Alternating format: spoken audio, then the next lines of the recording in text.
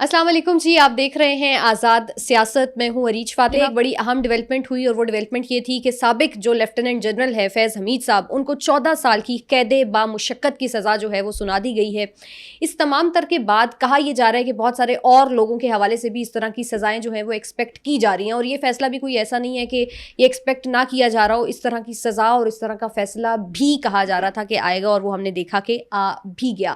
ساتھ ہی ساتھ ہم یہ بھی گونج سن رہے ہیں کہ بانی تحریک انصاف جو کہ اس وقت اڈیالہ جیل میں ہیں، ان کی منتقلی کے حوالے سے آوازیں جو پہلے شاید مدھم سی تھیں وہ بھی زور پکڑتی جا رہی ہیں. اگر اڈیالہ سے شفٹ کیا جائے گا تو پھر کون سا آپشن جو ہے وہ گورنمنٹ کے پاس ہے. ان تمام تر چیزوں پر ڈیٹیل سے بات کرنے کے لیے اسٹوڈیوز میں میرے ساتھ تشریف رکھتی ہیں سینئر صحافی و تجزیہ کار ثنا مرزا صاحبہ. بہت شکریہ ثنا جوائن کرنے کا. سب سے پہلے تو فیض حمید صاحب کو یہ جو 14 سال کی سزا سنائی گئی ہے، اس اوور آل سچویشن کو آپ کیسے ریڈ کر رہی ہیں؟ دیکھیں، پی ٹی آئی کے لیے تو بہت برا دن ہے، لیکن مسلم لیگ نون میرا خیال ہے یہ کہہ رہی ہوگی کہ بہت دیر کر دی مہربان آتے اس کی وجہ یہ ہے کہ ہر گزرتے دن، ہر گزرتے ہفتے مسلم لیگ نون یہ چاہ رہی تھی کہ فوج کی طرف سے اس کیس کا فائنلی ڈیسیجن آئے، اور بڑی ایکسپیکٹیشنز ہائی تھیں.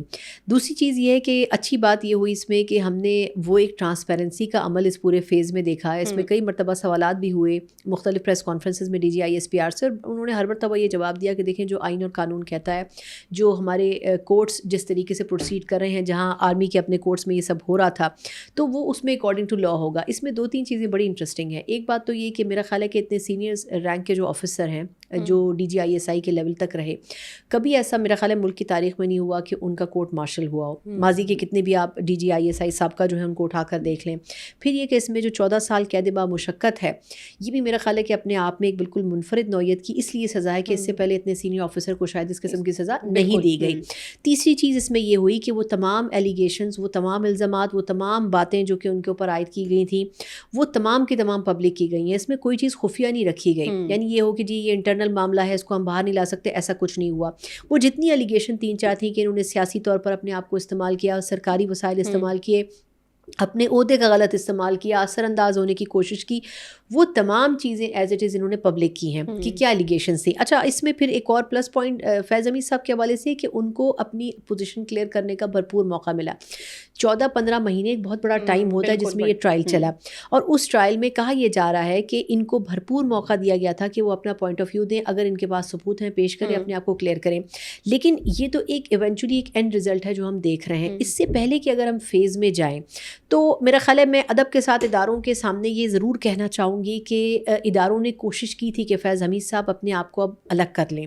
اگر آپ کو یاد ہو، جب پاکستان تحریک انصاف 2022 میں رخصت ہوئی تھی اور اس کے بعد دوسری حکومت 16 ماہ کی لائی گئی تھی، اور پھر بیچ میں شہباز شریف صاحب کی حکومت بھی جو لائی گئی تھی، اس میں بارہا یہ کوششیں کی گئیں، پیغامات دیے گئے کہ یہ اپنے آپ کو سیاسی انٹرفیئرنگ سے دور رکھیں، پاکستان تحریک انصاف میں انوالو نہ ہو. خود پاکستان تحریک انصاف کے جو اندر کے لوگ تھے وہ بھی یہ بات کرتے تھے کہ جی ہمیں ان کے میسیجز آتے ہیں، ان کی کالز آتی ہیں، یہ ہمیں گائیڈ کر رہے ہوتے ہیں، بتا رہے ہوتے ہیں. کچھ پی ٹی آئی کے لوگ ان کی کالز اوائڈ کرتے تھے، لیکن خاموشی سے اندر کے لوگ یہ بات کرتے تھے کہ جی ان کی کالز ابھی بھی آتی ہیں، یہ ابھی بھی پاکستان تحریک انصاف کے لوگوں کو گائیڈ کرتے ہیں کہ آپ ایسے کریں، ایسے کریں، یہ موو کریں.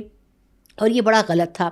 اس حوالے سے پشاور میں کچھ ڈیولپمنٹس بھی ہوئی تھی ماضی میں جب یہ باہر تھے ان کے اریسٹ ہونے سے پہلے، لیکن ان کو ایک دفعہ بلا کر سمجھایا بھی گیا کہ جو کچھ آپ کر رہے ہیں یہ آپ کے ریکارڈ میں منفی اس میں جا رہا ہے، آپ کو یہ نہیں کرنا چاہیے. لیکن مجھے نہیں پتا کہ فیض حمید صاحب اتنے بہادر کیوں تھے، یا وہ اتنا اپنے عہدے سے ریٹائرمنٹ حاصل کرنے کے باوجود بھی اتنا پرو ایکٹیو. دیکھیں، وہ ان کا ایک خاص ٹینیور ہوتا ہے 2 سال 5 سال غالباً، جس میں آپ نے سیاست میں حصہ نہیں لینا ہوتا. ان کو یہ بھی پیغام دیا گیا جو کہنے والے خبر یہ دیتے ہیں کہ آپ وہ خاص ایک ٹینیور پورا کر لیں ریٹائرمنٹ کے بعد، اس کے بعد آپ نے سیاست میں آنا ہو، آپ سیاست میں آئیں، آپ پی ٹی آئی جوائن کر لیں، آپ کے اوپر کوئی رکاوٹ نہیں ہوگی. لیکن جو اکارڈنگ ٹو لا آپ کی لائبلٹی ہے وہ آپ کو فلفل کرنی ہے. ٹھیک. لیکن انہوں نے نہیں کیا، اور ایونچولی اس کا نتیجہ یہ نکلا کہ ان کا کورٹ مارشل ہوا اور ان کو انٹیروگیٹ پورا کیا گیا. اگر یہ اس وقت خاموشی کا راستہ اختیار کرتے تو میرا خیال یہ ہے کہ آج یہ ڈیسیجن، میرا نہیں خیال کہ یہ ایز اٹ از اتنا سخت ڈیسیجن ان کے خلاف آتا. اب چونکہ اس سزا کے بعد آپ یہ ایکسپیکٹ کر رہی ہیں کہ آنے والے دنوں میں بہت سارے لوگوں کے لیے یہ لیسن بھی ہے کہ جس کا جو کام ہے وہ وہی کام کرے اور باقی اور چیزوں میں انٹرفیئر نہ کرے. دیکھیے، یہ نہیں، میرا خیال ہے کہ صرف یہی نہیں ہوگا. ہم اگلے کچھ دنوں میں بہت کچھ دیکھ رہے ہیں.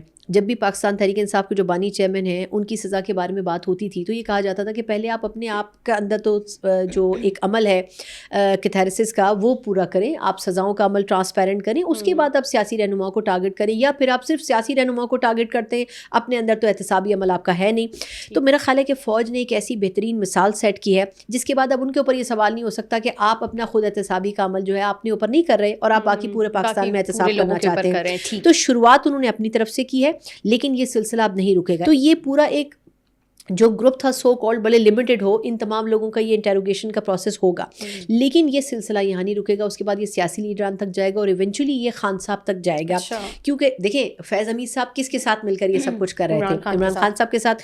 اسی میں بہت ساری چیزیں بھی ہوئی, ایسی ہوئی جو کہ پاکستان کے مفاد میں نہیں تھی. تو اگر فیض حمید صاحب کا جو ہے وہ ان کو پوزیشن ان کی جسٹیفائڈ کی گئی ہے ان کی طرف سے, پوائنٹ آؤٹ کر کے مارک کر کے کہ یہ غلط کر رہے تھے, تو یہ جس کے ساتھ مل کے کر رہے تھے اس کا احتساب نہ ہو, یہ ممکن نہیں ہے. ٹھیک ہے. اچھا, کل میں یہ بھی دیکھ رہی تھی کہ جو کوآرڈینیٹر ٹو پرائم منسٹر ہیں اختیار ولی خان صاحب, انہوں نے بھی بڑا کلیئر کیا کہ جیسے ہی حکومت سمجھے گی اور مناسب وقت آئے گا تو عمران خان کو اڈیالہ جیل سے منتقل کر دیا جائے گا. آپ سمجھتی ہیں کہ اس طرح کا کوئی پروسیس ہوگا, اور اگر ہوگا تو جیل کے حوالے سے کون سے آپشنز اس وقت حکومت کے پاس موجود ہیں؟ دیکھیں, اگر ہم جیل کی بات کریں تو یہ بہت عرصے سے فلوٹ کر رہی تھی بات, اور اس حوالے سے ایک بیک اپ میں ایک جیل جو ہے راولپنڈی میں کہا یہ جاتا ہے سو کالڈ کہ وہ تیار کر دی گئی, اور بڑی مختصر سی جیل ہے, مختصر کمروں پر محدود ہے, مختصر اس میں اسٹاف ہوگا, اور اس میں صرف خان صاحب اور ان کی اہلیہ کو رکھا جائے گا. لیکن اس میں جیل کا جو طریقہ کار ہے اسی کے اوپر عمل درآمد ہوگا, کیونکہ اڈیالہ جیل میں جو کچھ ہو رہا ہے اس کے بعد وہاں پر جو روزمرہ کے امور ہیں وہ آپ نے بالکل مفلوج کر دیے ہیں.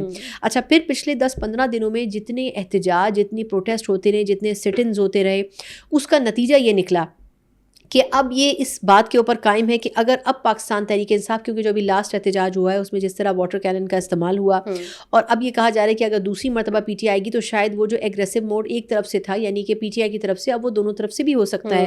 پولیس بھی اب ایک حد سے زیادہ برداشت نہیں کرے گی, تو وہ کسی ایسی سچویشن کی طرف بلڈ اپ کرے, اس سے پورا جو اڈیالہ کے ارد گرد کا ایریا ہے, روزمرہ کے جو آنے والے لوگ ہیں, وہ سارا پروسیس متاثر ہو رہا ہے. تو کہا یہ جا رہا ہے کہ اب شاید اس چیز کو مزید بودر نہیں کیا جائے گا, اور کوشش یہ ہوگی کہ اس کو ان اینی کیس روکا جائے. اس کا الٹیمیٹ سولوشن کچھ لوگوں کی رائے یہ ہے کہ خان صاحب کی جیل جو ہے وہ منتقل کر دی جائے, لیکن اس میں ابھی تک ڈیسیجن کمپلیٹ نہیں ہوا. لیکن اگر یہ سچویشن ورسن ہوتی ہے تو پھر ایونچولی یہ ڈیسیجن جو ہے وہ لے لیا جائے گا. اچھا, کل ہم نے دیکھا کہ پنجاب اسمبلی کے اندر ایک قرارداد منظور ہوئی کہ عمران خان پاکستان تحریک انصاف کے اوپر پابندی جو ہے وہ عائد کر دی جائے. آپ سمجھتی ہیں کہ جن محرکات کو مد نظر رکھتے ہوئے ایک پارٹی کے اوپر پابندی عائد کی جائے گی, پاکستان تحریک انصاف ان تمام عوامل پر اتر رہی ہے, اور اگر پابندی عائد ہوتی ہے, چونکہ ایوان میں کثرت رائے سے یہ منظور ہو گئی ہے قرارداد, تو پاکستان تحریک انصاف کیسے اس کو رسپونڈ کرے گی, یا کیا ریئیکشن آ سکتا ہے پی ٹی آئی کی طرف سے؟ اچھا دیکھیں, ایک تو بات یہ ہے کہ قرارداد یقیناً ایک علامتی جسچر ہوتا ہے, لیکن اس کا مطلب یہ نہیں ہوتا کہ کوئی بھی حکومت اس پہ عمل درآمد کرے. پنجاب اسمبلی میں اگر وہ قرارداد آئی ہے تو اس کا مطلب یہ ہے کہ مسلم لیگ نون کی خواہش ہے. اب جہاں تک پارٹی بین کی بات ہے, اگر آپ نے کسی پارٹی پر بین لگانا ہے تو اس میں آپ کو اپنی اتحادی جماعتوں کا کنسنسس چاہیے ہوگا. اگر ریالٹی بیس بات کریں تو پاکستان تحریک انصاف کہاں اسٹینڈ کرتی ہے؟ پارلیمنٹ میں پی ٹی آئی کے ٹکٹ کے اوپر لوگ موجود نہیں ہیں, وہ آزاد حیثیت میں ہے. باہر آپ جائیں تو پارٹی رجسٹر نہیں ہے. پارٹی کے جو چیئرمین ہے بیرسٹر گور صاحب, ان کو الیکشن کمیشن نوٹس کر چکا ہے کہ آپ چیئرمین کس بات کے ہیں. جو سلمان اکرم راجہ صاحب ہیں جو سیکرٹری جنرل ہیں, ان کا نوٹیفیکیشن آج تک جاری نہیں ہوا. یعنی پوری جو پارٹی ہے وہ صرف ہوا میں معلق ہے. ایسی پارٹی کو اگر آپ بین نہ بھی کریں تو اس سے کوئی فرق نہیں پڑتا. ثنا مرزا صاحبہ ہمارے ساتھ موجود تھیں, آپ سے ملاقات ہوگی نیکسٹ پوڈ کاسٹ میں. اللہ حافظ.